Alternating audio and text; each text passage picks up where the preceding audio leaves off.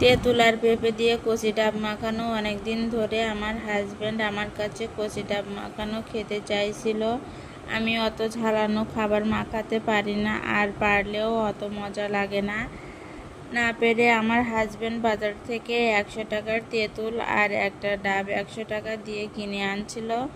এতদিন বলছিলাম দিব দিব, আজ তো দেওয়াই লাগবে। টাকা দিয়ে কিনে আনছে, নষ্ট তো আর করা যাবে না। হ্যালো এভরিওয়ান, সবাই কেমন আছেন? আশা করি সবাই ভালো আছেন। এখানে আমি ডাব ঝালানোর জন্য 5টা জিনিস ব্যবহার করেছি: পেঁপে, ডাব, তেঁতুল, শুকনো ঝাল আর লবণ। আগে থেকে পেঁপেটা আমি পাতলা করে কেটে রাখছিলাম পিস পিস করে। আর এখানে যে ডাবগুলো দেখছেন, ডাবটা ছোট ছোট করে কেটে থেতলিয়ে নিতে হবে। আর তেঁতুলটাও আমি ভিজিয়ে রাখছিলাম পানি দিয়ে, যাতে তেঁতুলটা গলে যায়। আর এবারে আমি শুকনো ঝাল আর লবণ একসাথে নিয়ে ভালো করে হাত দিয়ে মিক্স করে নিব। ঝালটা অবশ্যই তেল ছাড়া ভেজে নিতে হবে। আমার মাখানো হয়ে গেছে। এবার তেঁতুল, ডাব আর কেটে রাখা পেঁপেগুলো দিয়ে সুন্দর করে হাত দিয়ে চটকিয়ে মেখে নিতে হবে।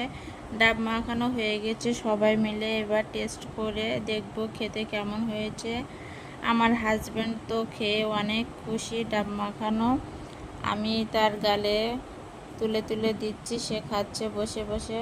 ডাব মাখানো খুবই টেস্ট হয়েছে, আর সবাই তো খেয়ে খুবই প্রশংসা করছে ডাব মাখানো খেয়ে। আর আমার ডাব মাখানোর রেসিপিটা যদি আপনাদের ভালো লেগে থাকে, অবশ্যই লাইক, কমেন্টস এবং শেয়ার করতে ভুলবেন না।